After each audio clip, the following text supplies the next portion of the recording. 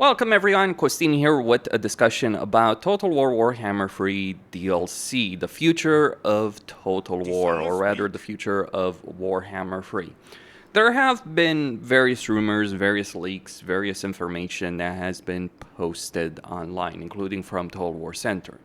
Now, I don't personally have sources in CA, at least not people that are currently working in Creative Assembly. I imagine it is a significant mess, what's been happening over the last 6-8 months. Like, basically ever since Shadows of Change came out. But there are various content creators that do have bits of information.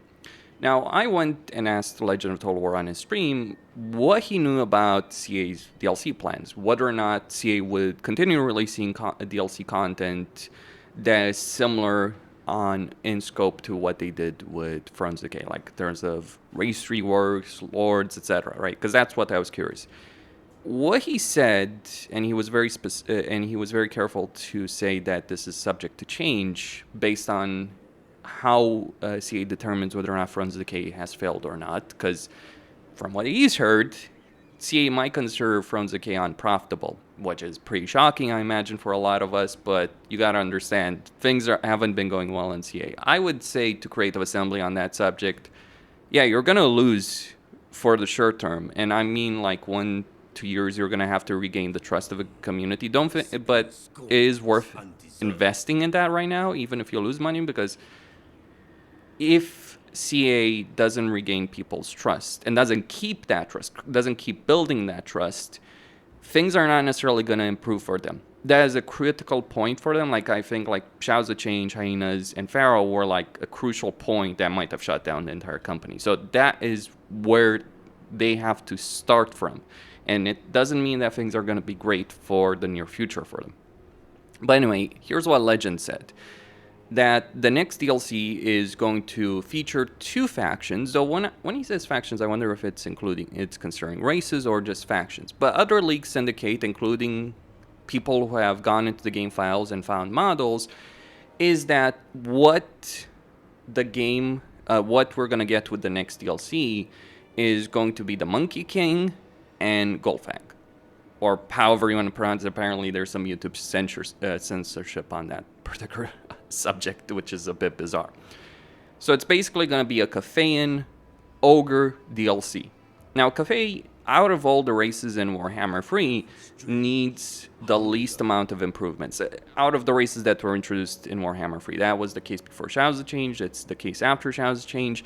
Now, don't get me wrong, there are improvements that CA could make, but like if there is a priority in improving certain races, it's certainly not Cathay. Though, yeah, every race could use improvements. But I do wonder whether or not they would just release 2 Legendary Lords with that, or go with 3 Legendary Lords. Because one of the characters that is tied to the Monkey King is the Fire Dragon. Maneater, not so much. So I would be surprised if we got the Monkey King DLC and we didn't get the Fire Dragon. However, what's a bit weird about the Monkey King and the Fire Dragon is like the area that Gelt is now conquering is kind of like where the Monkey King and the Fire Dragon are. That's basically their area of operation. So I'm curious to see if CA is going to make any kind of terrain changes, any kind of map changes in this particular area. And if we're just going to get 2 Legendary Lords in this in Cathay, like Monkey King and Ogre, or we're going to get 3. Well, I think Maneater, you could put him anywhere you want. Like, it wouldn't make sense if he was in the Empire, right? Or next to Dwarves, because that's kind of his thing, right? He's a mercenary. So it would be weird to have a rivalry pack between Monkey King and Golfag in Cathay. Though, certainly would like it. One of the issues I have personally with Thrones Decay is like, we don't have the big showdown between the 3 Legendary Lords. So we don't have a big battle known between Elspeth, Tamarkan, and Malachi. We should, by the way. Like, I understand why they didn't do it, but I think like that's one of the things that I would criticize them for with Thrones Decay. Like, don't get me wrong, Thrones Decay is the best DLC that they've ever released. Lots of effort, lots of content. And you can really feel they were working until the last minute. Why can you feel that? Because there are some bugs, some issues, some glitches that they do need to fix, like weapon models and all that kind of stuff. But the sheer amount of content they added to Thrones Decay, yeah, that is a lot. I would personally consider Thrones Decay, like if CA really wants to rebuild trust and do better they need to keep doing content like Thrones Decay, but we can also talk about the price point. The price of DLC is ludicrous, quite frankly. But anyway, with regards to Cathay, so we're gonna get a Cathay in DLC. Like CA have stated this themselves in the Q&A that there is gonna be another Cathay in DLC. Whether or not it will be the next one, yeah. We're unlikely to get a Slaanesh DLC, though. What they could do is like make a DLC with Ogres, Slaanesh, and Cathay with the Monkey King, and then use that opportunity to add the Fire Dragon as a free Legendary Lord. Could be the case. So, what I want to talk about is what CA could change for these races, and also going to be talking about the Undead, because based on Total War Center, the last DLC is going to be Neferata and Nagash, and that would not surprise me. Like, Nagash has been hinted with Chaos Dwarves, like Draziv's quest battle is against a United Tomb King Vampire Count's army. Neferata, like, you look at the Darklands area over here, like this, the Silver Pinnacle just looks like a starting settlement, right? The way it is currently. But let's talk about Cathay first and foremost. What kind of changes does CA need to do? Well, it's more so fixes, though certainly more variety in campaigns would not go amiss. So the first thing I would say that they should change to Cathay is actually make Xiao Ming and Miao Ying more interesting.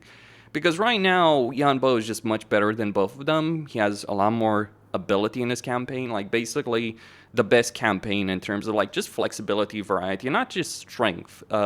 Xiao Ming himself is very strong actually and has a simpler campaign path. But like you play a campaign as Xiao Ming or Miao Ying, you conquer Cathay, and that's kind of it, because the climate limitations are certainly a problem. So yeah, one of the things, like, climate does need to be changed. It's kind of ridiculous. Like Gelt is actually much better at controlling all of Cathay from a climate perspective than the Cathayan factions, because he has jungle and he has mountains, both of which there's a couple of settlements with mountain, there's a couple of settlements with jungle. So it is a bit ridiculous, honestly. So I think climate needs to be changed. Whether or not Xiao Ming would need mountain, I think Xiao Ming would make sense, right? Because he's like, he should have like relations with Ogre. Like I think Xiao Ming should be focused on caravans and trade, because, you know, and relations with other races. Miao Ying should have a focus on the bash. And you might say, well, that already happens. Not really. Like, it's not different to play Xiao Ming or Miao Ying campaign from that particular perspective, not sufficiently so. So, like, I've considered the standard that they set with Karl Franz, Elspeth, and Gelt as kind of like what they should do going forward, because like Gelt, Elspeth, and Karl Franz are very powerful Legendary Lords right now, but they all play very differently in their campaigns at the moment, and that kind of variety is something that Cathay could really use. So climate and uniqueness to the Legendary Lords and variety. Beyond that, I think like we need to talk about the compass before I talk about structure. So the compass is a meaningless system. Like either throw it out, throw it in the trash, or change it in such a way that that's exciting. And yes, that does probably mean that Yan Bo would have some changes. But let's consider the way the compass works. Like you just put points, you choose a direction, and then you switch it after a couple turns, or you just keep it in the same direction. The way it is right now, early on at the very least, or for much of your campaign, you really want the casualty replenishment from Great Bastion, because Cathay is one of those few races that doesn't have a casualty replenishment hero. If it is likely that we'll get one, or maybe they'll change Alchemists to have casualty replenishment and add campaign movement range to another hero. That could be it. I think Alchemist having movement range can be a bit silly, but it depends on what kind of hero they do decide. Like Alchemist having casualty replenishment would make perfect sense from my point of view. But yeah, you either go casualty replenishment or you go Celestial Lake. The other two options are meaningless. If you have good casualty replenishment, there's absolutely no reason to go for anything else, because that 15% income, which you only get if you have it active, is very significant, as well as chance of winds of magic increasing strength in Cathay and old region. So yeah, there's absolutely no reason to go for anything else. If you're Yan Bo, you might benefit from Nongchang Basin from Grove construction costs, but let me just say this, that it does take you quite a bit in Yan Bo's campaign to get there. On top of that, Cathayan campaigns, they can just feel boring, not just because of climate limitations, but basically you play for like 20 turns, you conquer all of Cathay, like Snitch is the only real threat, and he's only really a threat if he ambushes you with his main army or attacks you with 3 armies or 2 to 3 armies. But most of the time, because of the way the campaign works over here, you can easily defeat him. Once slow cure is done, like by turn 20, 30 at most, campaign is over. Like, that's one of the problems. Some of those issues, like research tree, could certainly be improved. I think that the dwarf research tree, the Nurgle research tree, the cast dwarf research tree, they are the standard. So yeah, maybe adding a unique faction resource that you can use for certain research would be useful here. Maybe adding multiple faction resources. Caravans also feel dull. Like, cast dwarfs have better caravans. Like, in that respect, like, we've seen this before with other races, like Vampire Coast, where they developed systems that were then improved by other races. Like, Pirate Coves versus Skaven Undercities, or Oxyotl Sanctums, or Elspeth's Gardens. Yeah, those gardens and the sanctums are just much better systems than the Pirate Cove. So that's kind of case with the caravans. Like, castles just have a far more interesting caravan system. Moving on, I don't think like Cathay's economy needs any changes, though I think Harmony needs changes. Like, I was disappointed in the way that they decided to add debuffs to Harmony, because it creates a situation like, outside of just getting a bit of a benefit if you're recruiting units, or maybe a bit of construction benefit, there is absolutely no reason to go for anything other than balanced Harmony. Minus 25%, 15% upkeep for armies, and 15% income. That means you have a lot of economic potential, because it really means you can ignore supply lines for a very, very substantial portion of a campaign, because each army is 2%. So you're looking at maintaining over 10 plus armies, 12 plus armies before you even get any kind of supply line impact. The other factions just get from their first army that they recruit. Now over here, obviously, I'm dealing with supply lines impact, but that's because I went with Yang to just recruit these units faster. General. But once you're done that in the very early game, there's absolutely no reason for it. Like, there's some growth construction benefits, but again, it's just not really worth it unless you abandon recruitment in a province completely and then you go yin. But here's the thing about that. Going balanced was always the best choice. It's not like people were saying, oh, there's no downside, so you can just go for full yin or yang. Well, the thing is, there were downsides. You don't need to have a debuff to have downsides. The downsides is that Cathay's economy works best when you do have balanced Harmony, not just because of the economic benefits, which you lose otherwise, but also because the best way to buff up your economy is to go trade exchange, which generates more money than the goods emporium. So that's unless you have a lot of trade agreements, which can be tricky to make, and then combine that with administration center.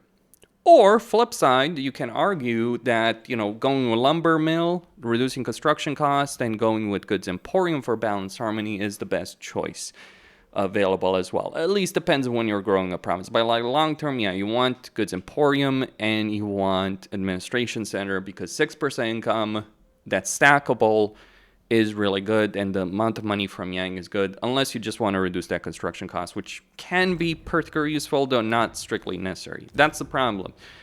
If you go full yin, you lose out on stuff. If you go full yang, you lose out on stuff. So adding debuffs just makes it very boring as a system, because it's not like the Harmony system has always been a garbage system. It's been very boring and lackluster from the beginning. I thought they improved it initially with the SOC, then people complained about it on Reddit, and Z8 decided to change that. So I hope they change Harmony again to actually make it compelling to use, or how the system works should be a bit more compelling. I don't know what they could do, but I'm just saying, like, the system right now is boring to use. Like again, like outside of going a bit of yang for the sake of recruitment, or a bit of yin for the sake, or maybe a lot of yin if you just really want to build up a province quickly, there's absolutely no reason to go for it. That would be my perspective on that. But beyond that, let's talking about the units themselves. Like, I'm not going to speculate on what they could add to the roster, but my issue with Cathay right now, like, peasant horsemen are useless. So here's what I do. I'd remove the entire stables building, maybe add something in a new building in return, if they're adding new units. But put peasant horsemen to be recruited from every settlement building, or maybe a tier 2 settlement. And give Cathay some kind of limited upgrade system for their Jade Warriors at the very least. Because right now, they're the same units, regardless. Like, they're the same units. You can use the Warband upgrade system, but, like, basically, you're not going to want to get Jade Warriors and Jade Warrior Crossbowmen early on, because like it's just better to have those more experienced units. Oh, I lose a bronze shield if I go with Jade Warrior Crossbowmen versus Jade Warrior Crossbowmen shields. Yeah, but these guys, the ones that I recruit early on, are going to be higher ranks, so they'll actually do better against in battles against opponents that don't have missile units. Now, let me tell you, you're not necessarily dealing with a lot of opponents that have missile units, except like Lokir over there. So, in any campaign, like you look at Lustria, like what kind of range opponents? Recarf, basically. That's at Skaven to some extent, but typically Skaven AI does tend to recruit a lot of melee units as well, so it's kind of like situational. If you were fighting High Elves, yes, but you're not. As for Jade Warriors with Halberds, yeah, they are better than Jade Warriors, but it's just annoying to get rid of the ranks. But yeah, they are a genuine upgrade. So having some limited upgrade capability would make perfect sense to Cathay. Maybe you can only do it in a province where you have these structures, but at least give us the ability to do it. That would be my perspective. Beyond that, I would lower... I would make an argument at least that maybe lowering the recruit requirements for Jade Warrior Crossbowmen to tier 1. Similar to how Dark Elves can recruit Dark Shards at tier 1. Yes, I know Jade Warrior Crossbowmen are probably the better unit than Dark Shards. Some ways. It's certainly in durability they are. And then put Jade Warrior Crossbowmen, Jade Warrior Halberds as tier 2. You'd still want to get the tier 3 barracks, and that would just create more interesting recruitment options. And then at tier 3, like I'd put Jade Lancers in the regular barracks chain, because like again, the cavalry chain is just so unappealing that you almost never use like Jade Lancers, because yeah, there's some use in having 2 of them, but I could just get more range units, not use up a precious building slot. One of the great things that they did with Fronts of Decay is they made it so that if you're playing Empire, if you're playing Dwarves, you use up a lot more. You have a lot more variety in the units. Like I've been playing with everything from Quarrelers, Fire Endurers, Iron Drakes, Gyrocopters. Like that kind of variety did not exist. The problem Cathay has right now, their army compositions are just boring because there's no variety, very little variety. What you do is you get the barracks and a minor settlement, you get artillery, and that's pretty much it. Like, you get some limited artillery, maybe 2, maybe a few more Iron Hail Gunners, and that's the army for early on. That's not to say Cathay doesn't have variety of units, but, like, Onyx Crowmen are freaking useless in the campaign. And yeah, you do want Grand Cannons, maybe you want Crane Gunners, especially with gunpowder improvements, but yeah, very, very limited recruitment. You certainly are not going to use a lot of Longbutt Riders unless you get very deep in a campaign, but if you've got the settlement at tier 5, Terracotta Sentinels, Celestial Dragon Crossbows, Skyjunk. So yeah, I would reduce the tier for Grey Longbutt Riders, maybe give an upgrade option for Jade Lancers to upgrade there with a good amount of experience. Maybe you need to get the building first. I think that would be good if you just need to get the building unlocked, or maybe some research, I don't know. Though I'm not particularly fond with how Cast Warriors do it with research. But still, that would make things more interesting. More accessibility for Celestial Dragon Crossbows would be great because, yeah, basically by the time you get to tier 5, you don't care, more or less. So I think variety, especially early on in a campaign, is important. Now you might ask, well, wouldn't that give you a lot of power? No, because while you can recruit more units, you have to balance that around the fact that it does cost. Even with the limited supply lines Cathay has to deal with, you still are going to pay more for those units. So the question is, so balancing wise, when it comes to building a lot of armies in your campaign, you got to ask yourself, what's the most economic option in my campaign? And essentially recruiting anything rather than Jade Warriors or even Jade Warriors with halberds and Jade Warrior Crossbowmen with some cannons and maybe some fire rain rockets, that's like doing anything else is just not viable. You need to get buildings. Especially with light cavalry chain. So that's one of the things I would look to change. Casualty replenishment hero would be nice. New systems would be nice, and yeah, variety for legendary lords. That's what I think Cathay needs. If CA gives us that, more flexibility in recruitment, more a replenishment hero, a more interesting compass system, a more interesting bastion system, and more variety in the individual campaigns. Like Yambo has it, but Lustria sucks. Yambo has it, that's why he's more interesting to play, but Xiaoming and Miaoying just don't.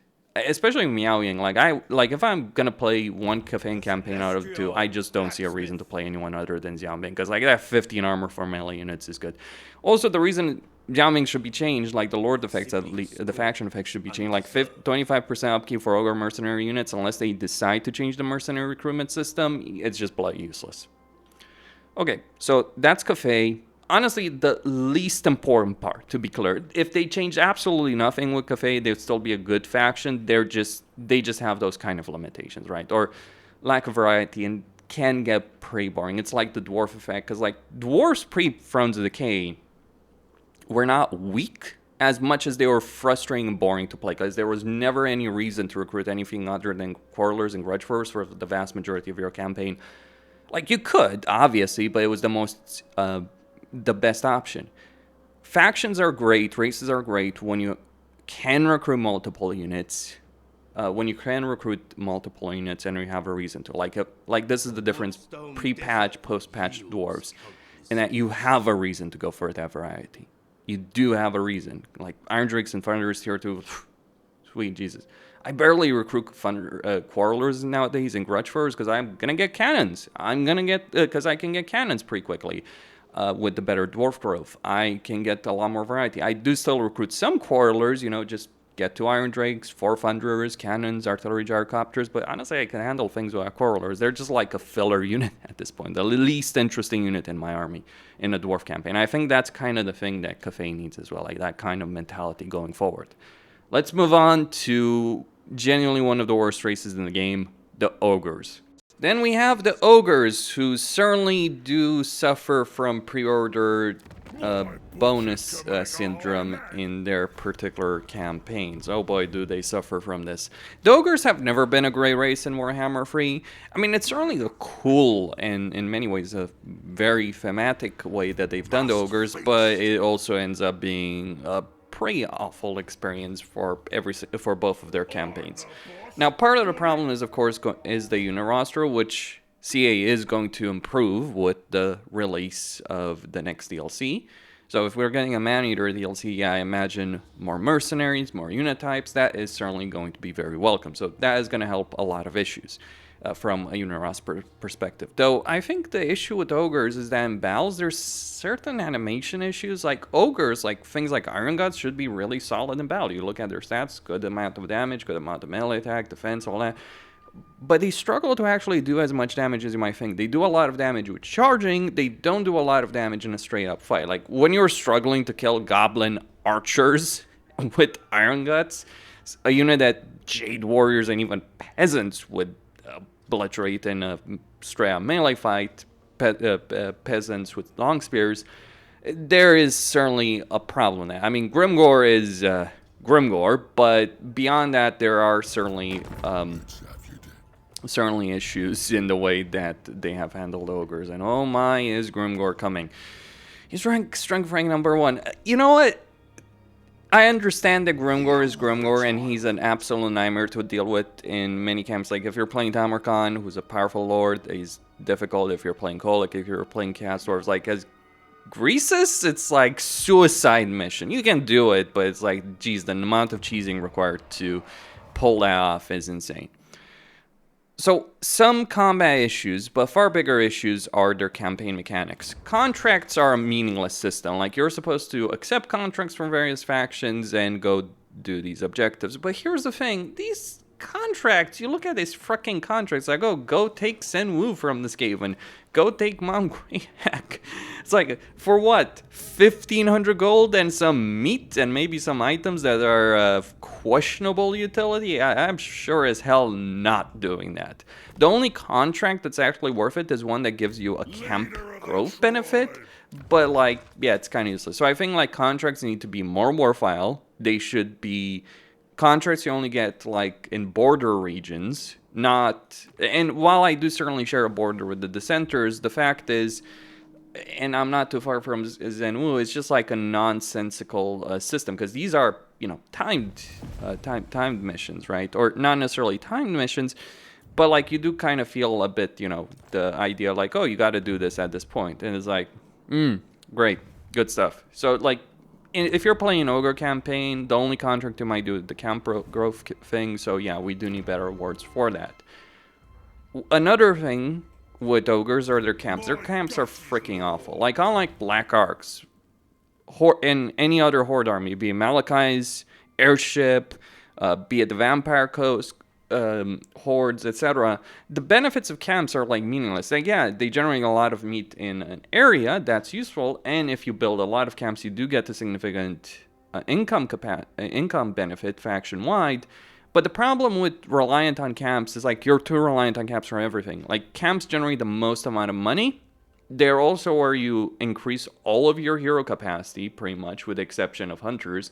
But if you want fire bellies, if you want butchers, you need to rely on camps. And they're just slow to grow. Like, unless you do that contract, they're just slow to grow. So getting to like tier 3, tier 4, tier 5 is just going to be a lot slower in a campaign.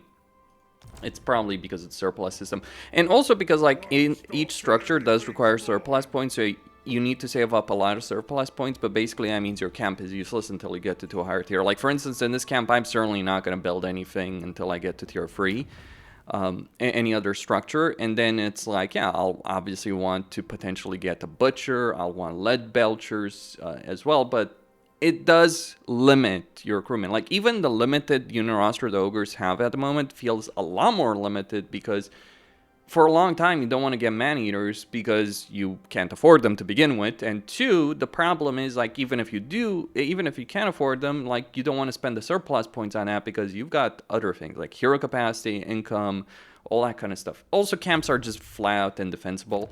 There are mods that do make them better. Like, the layout of the camps doesn't suit the Ogres. Combat issues compounded with the fact that the Lord in charge of camp, he's not the customizable Lord. Like, if you're in a situation where someone's going to attack the camp, you are so much better off picking up, recruiting a Lord from camp the turn before, and just transitioning all the units from the camp into that army and fighting a field battle as opposed to camp battle. Like, camp battles are awful. You can have an entire stack of really good units and you will lose the battle because of the layout of the camp, ogre combat animations, and the lack of a proper general in the camps. Like, Black Arcs, say what you will, they're nasty to attack if they have a full army. Like, if there's between the army abilities as well as the just the layout of battle, because like Black Arcs are a proper field battle. Camps, just bizarre. Ogres have genuinely the worst siege battles or settlement battles in camps.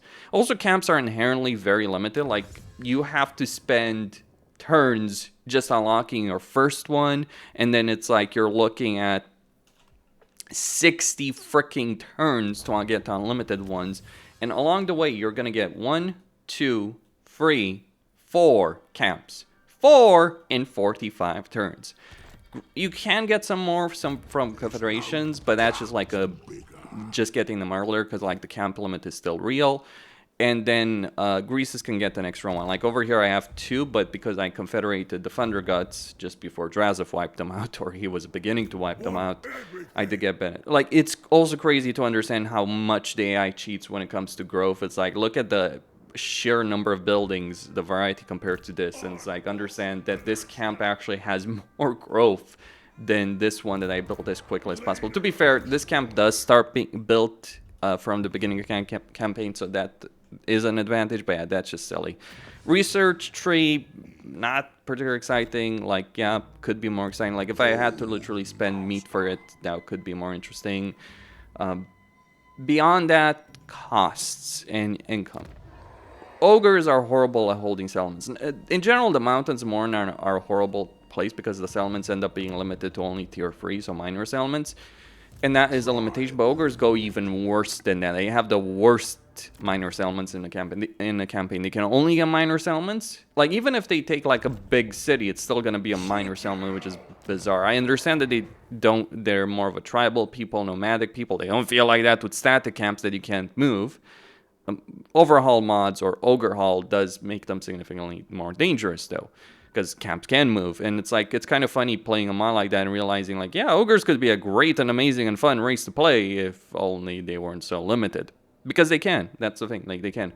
The regular Ogre settlements, they have one of the worst growths of any faction in the game. Like, this is not quite as bad as Dwarves had it, but like the fact that you start at 10 growth and it doesn't increase, that is so stupid.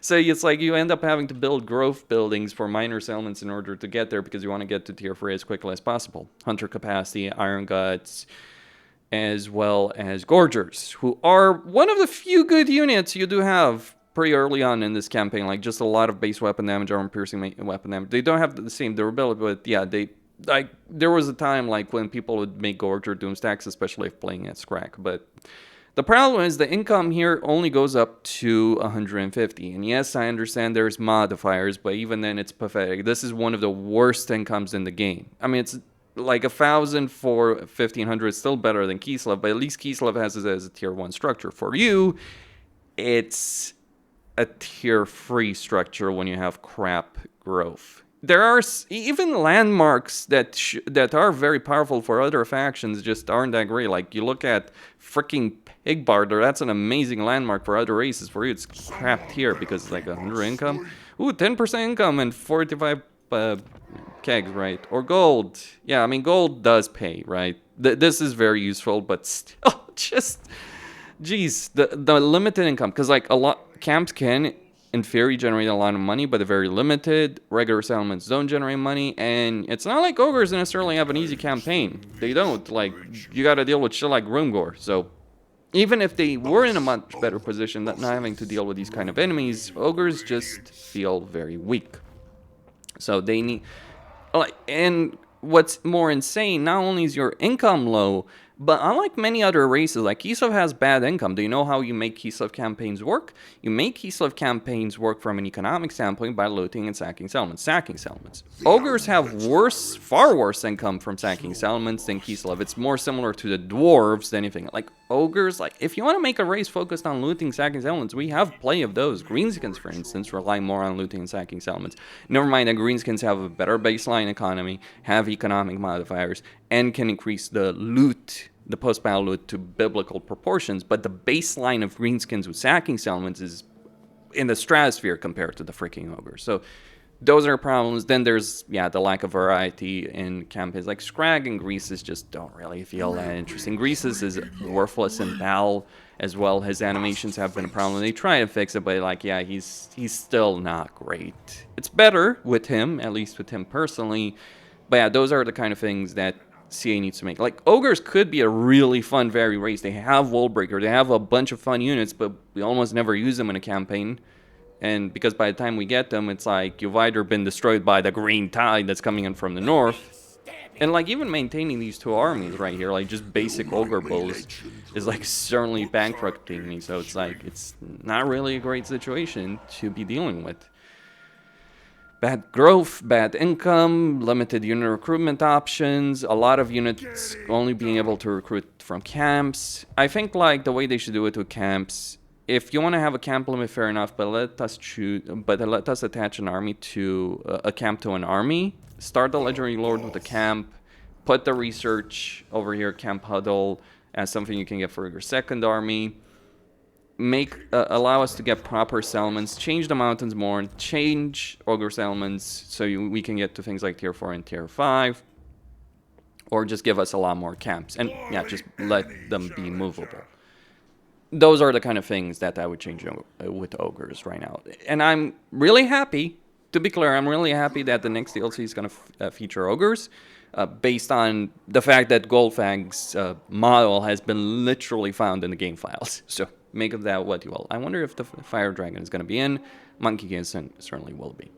For the last DLC of Warhammer 3, according to Total War Center, we are going to get Nagash and Neferata. This makes sense. It would end the game on a really good note if the last DLC would be Nagash and Neferata. So if you're a fan of the vampire counts and Tomb Kings, I'm afraid you're going to have to wait quite a bit more for that.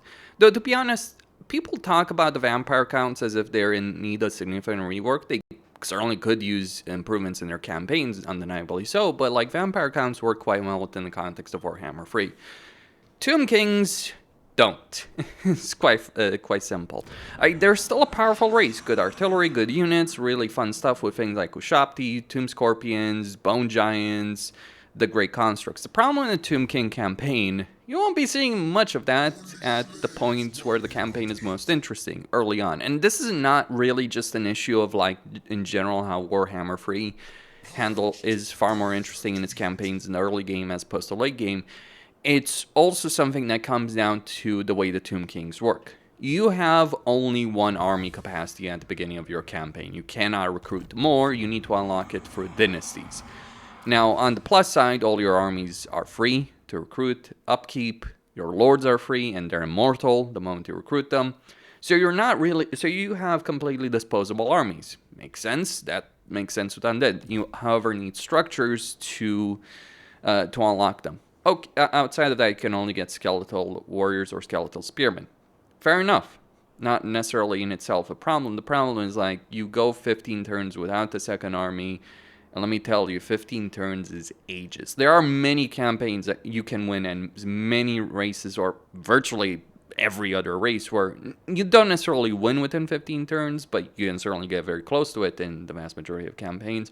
But you get to an unstoppable position. Tomb Kings have a miserable early game because of all the limitations they have on heroes, on lords, on armies, on units.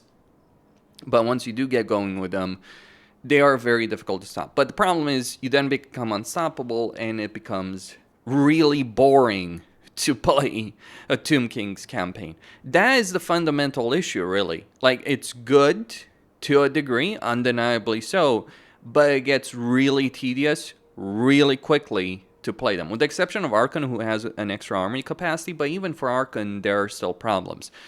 So what are those problems besides the limitations of Dynasty? So, like, one of the things I would say, like, all Tomb Kings campaign, like, if you want to keep the army capacity, fair enough, but start us with an extra army capacity. And another thing related to that, or related to research and hero capacity, is, like, the way you increase that, one of the best ways to increase that beyond research is to get canopic jars. The problem is you can only get 30 canopic jars, regardless of the scale of the battle, regardless of the tier of the settlement you're taking.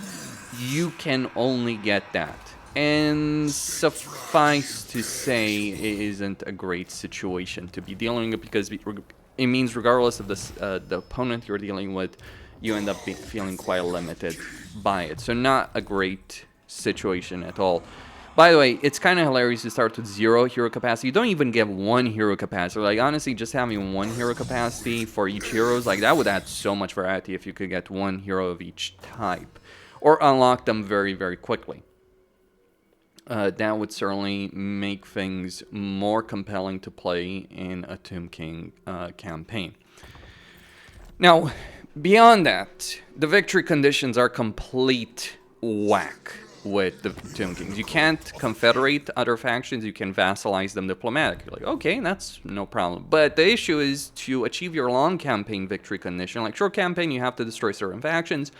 Long campaign, you need to take basically all of Khemri in every Tomb King campaign. It doesn't matter if it's Cathay on the other side of the world, but you need to take virtually all of Khemri, all of Nehekhara, sorry, not Khemri. You need to take all of Nehekhara, but then you also need to build landmarks in each of them. The problem is, you need to do this. It can't be a vassal. It can't be a military ally. So you're having to destroy factions that should be your natural allies. And forget other races for a second. Let's say you're playing Khalida, then you have to defeat Cetra. By the way, Khalida ended up serving Cetra for a time in the actual lore. If you're Cathay, one of Cetra's most loyal followers, you have to do the same thing. It is so utterly ridiculous. So not only do you have a campaign where you get a lot of power, but by the time you've basically won with a miserable army and a lot of limitations, but long term you're having to wipe out natural allies in your campaign, which again is not fun.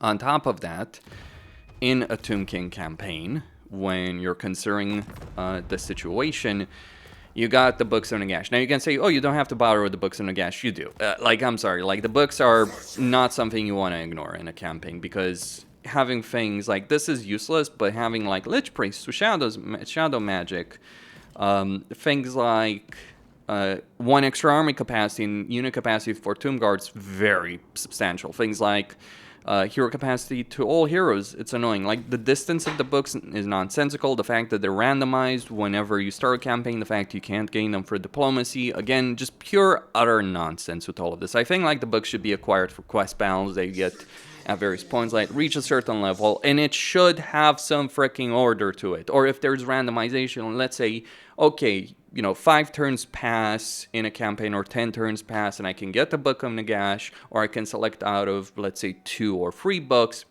early on in a campaign, or, you have a selection, like which book do you go for? And then you have a cooldown period, like Malachi's Adventures would be a great choice. Like you have various objectives to do in the campaign to unlock these books, and then you culminate in a quest battle, but it should be sensical for the campaign that you have for the area you're in, and should be in the nearby areas. That's why Malachi's campaign works. That's what I would change for the Books of Nagash. So, like, the issues Tomb Kings, like, they aren't struggling for money. They're struggling, and they're not struggling necessarily in general, just a very annoying start in their campaign. But once you get past that, if you get the ball rolling, can be difficult as Khalida, because she starts a minor settlement. She doesn't necessarily have the army to take the capital, and then Forik shows up and blows you up. But outside of that, like, it's not the question of difficulty. Like, Archon's campaign is a joke. Cathay is not really that difficult either. He starts with extra hero capacity. I would just roll that in the race, remove those kind of effects, Lord effects, or keep them if you want to keep things interesting in those campaigns. But even Archon and Cathay do have those issues. So also, you can only gain the Books of Nagash as they currently are if you take the settlements. Like, if there's a Horde army, whatever, but if they're in a settlement, like the White Tower of Hoth, it's the kind of situation where you have to declare war on faction. It's fun going to Ulthuan to invade freaking Ulthuan, to fight Tyrion, Alariel, and Alfarian for one settlement and piss them off greatly and make them your nemesis. By the way, they're like the High Elves in general are the kind of factions that, unless you really anger them, they will not declare war on you. So, like, High Elves are pretty peaceful in a lot of ways. But deliberately pissing off the Golden Trio over there, complete and utter disaster. Could be a fun situation, but just, like, it's not worthwhile, really. Like, there's a lot of issues in that. So, canopic jars, books, research, army capacity, like, so many of these things. Also worth pointing out, like, if they don't change these things, fix these things, I really hope Nagash is not like the Tomb Kings and more like the Vampire Counts, because, like, if we have to play another Tomb Kings campaign, considering how they currently work, that would not be a great situation. Hopefully they do fix these things, but we shall see. Now, final race to talk about, Vampire Counts. Finally, there is the Vampire Counts race, and honestly, I don't really have much to say on this subject. Like, more variety of recruitment, more variety of heroes, more units, to be sure, but as a race, they work perfectly fine.